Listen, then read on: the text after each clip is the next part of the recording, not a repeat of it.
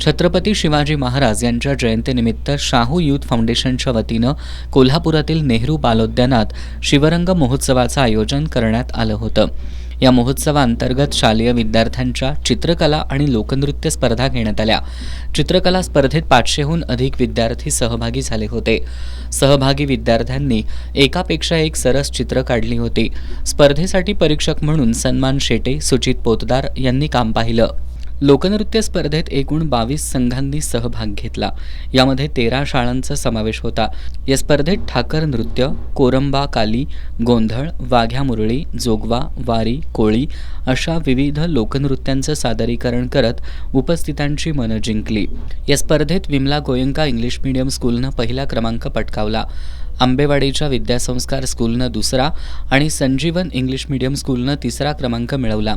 परीक्षक म्हणून शाहीर राजू राऊत, नृत्य दिग्दर्शक सागर बगाडे, अरविंद कोळी आणि प्रितेश रणवरे यांनी काम पाहिलं. चित्रकला आणि लोकनृत्य स्पर्धेतील विजेत्यांना मधुरी महाराजे छत्रपती यांच्या हस्ते बक्षिसं देण्यात आली. यावेळी सुभाष अग्रवाल, शाहू यूथ फाउंडेशनचे अध्यक्ष प्रताप देसाई, सूरज शिंदे, संजय चव्हाण, रोहन हातकर, प्रसाद वैद्य, विजय अग्रवाल, अमित वायकोस, अमित नलवडे, संदीप रसाळे, कुलदीप साळोखे आदी उपस्थित होते.